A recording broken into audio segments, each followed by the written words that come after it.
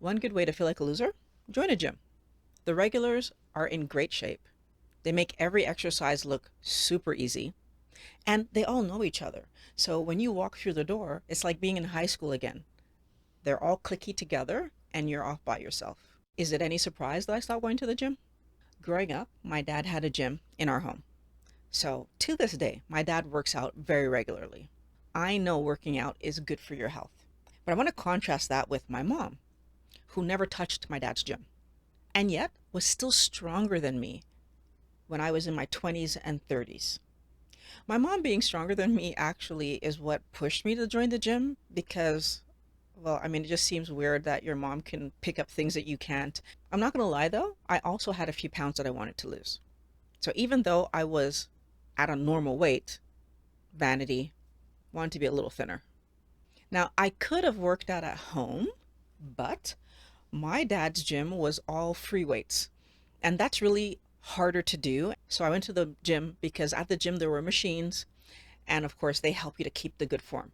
But then at the gym, we have these issues that arise because you walk into the gym and all the people at the gym look amazing. They're dressed up like if this is a fashion show more so than a workout. And I felt super uncomfortable. I felt inadequate. That's the word. I felt inadequate.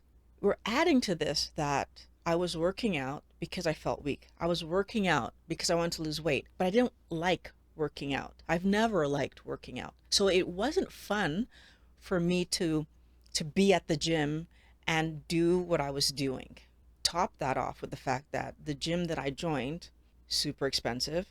So I was putting a lot of money into being in this place to do this activity where I hated around people that I didn't talk to because they didn't talk to me. I didn't talk to them.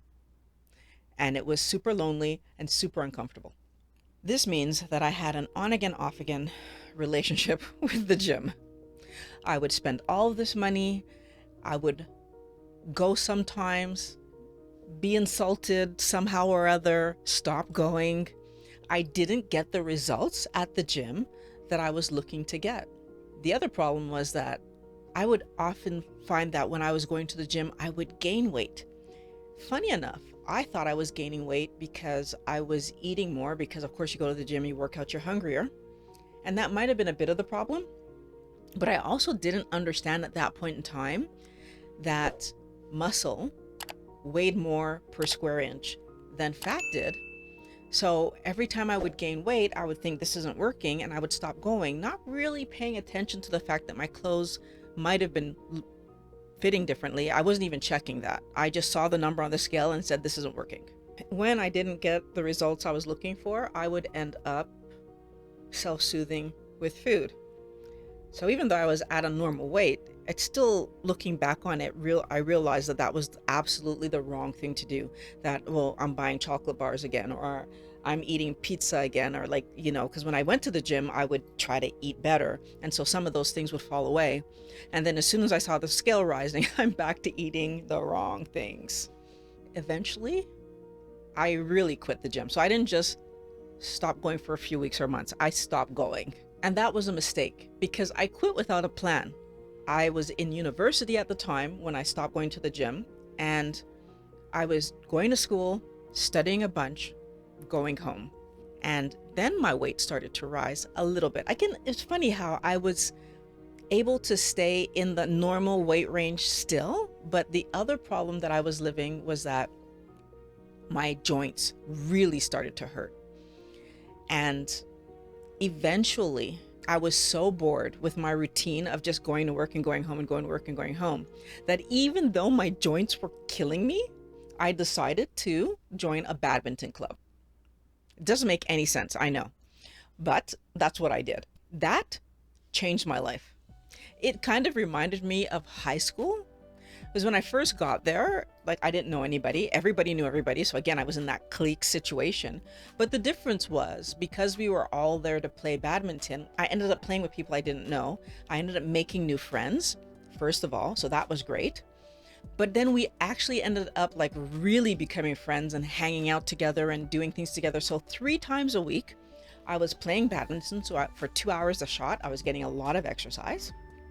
But then I had that one day a week where after badminton, we would we would go to like a resto bar and we would just have drinks and have a laugh, and we'd be there till all hours of the morning. And it was terrific for my social life.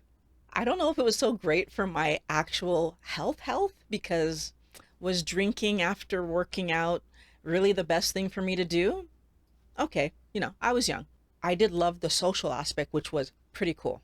Eventually, when I had my daughter, I had to stop going to badminton. And so when I stopped going to badminton, after my daughter was born, 4 years later, I really started to put on some weight. My daughter, though, helped me because, like, by the time she was around 1.5, running around with her and playing with her, it showed me something really important. I was not in shape. The year before her birth, where I was, pregnant, I didn't play badminton. And then her first year of life, I didn't play badminton, and she was just a little person, so we weren't playing that much.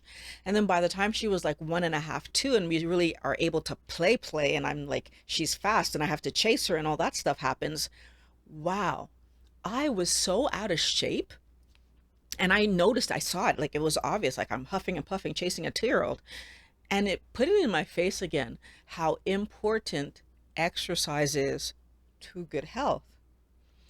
Now, obviously, I wanted to be healthy for her and I wanted to be able to play with her and do all these things. So I really started to invest in playing and being outside and it reminded me of something that I knew, and why badminton helped me is that play is exercise. Doing fun things that make you move is exercise. And so I made sure, first of all, to put my daughter in swimming and gymnastics. And then we as a family invested in things like going to the park very often, trampoline place for her to jump around, and I jumped around with her, going to the tree climbing place so that we could climb trees, and indoor climbing, and every activity that she wanted to do. Cycling, I bought one of those bike carriers so I can take her for a ride.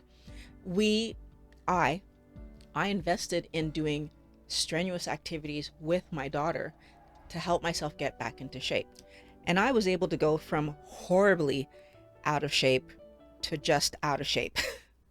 So it didn't solve everything, but it did help a lot. By the time I figured out the food part of the story, my health was able to skyrocket upward, because I was already doing the physical part of the story. I was already used to pushing myself to run around, move around, do a lot of stuff, even though I had still those joint pains. I was using my body and I was keeping my muscles active. It really helped me to understand that the conventional wisdom that says that a workout at the gym is the ideal way to burn energy and like we should either be in the gym, or we should be doing jogging and running, or we should be these activities that I cannot stand are not the only way to move and be healthy. The fact that my daughter and I went snowboarding and skiing, the fact that my daughter and I ride longboards together, the fact that my daughter and I cycle together. As soon as she was able to ride her own bike, she cycled with me. The fact that we rollerbladed together, we rode trikes together. So all of those things I did with my daughter before I became keto. We were up in those trees together. It was before I became keto. And it helped me to understand that conventional wisdom that says that a workout needs to be in the gym or jogging or some kind of machinery that's in that idea that exercise needs to look a specific way, if you hate it, won't work. If you love it and you love going to the gym, terrific, it's going to work for you. But then for the rest of us, the best way is to find real activities that get your body moving, that you love, and that you will engage in repeatedly. I go longboarding every time I get the opportunity. I go skiing every time I get the opportunity, or snowboarding. I love doing activities and I do them whenever I get the opportunity. Now, interestingly, the turning point of my health was fixing my food. That's when I brought everything back together and it all started to make sense. If you struggle with eating healthy, here's a video on the screen right there about how you can actually eat healthy every day. Click on that. I'm going to meet you over there. If you're still listening, here's something to think about. Going out for a walk every day at lunchtime not only gives you exercise, but it also gives you some vitamin D because sunlight is super important for our immune system and for our mood. So try to go for a walk every day.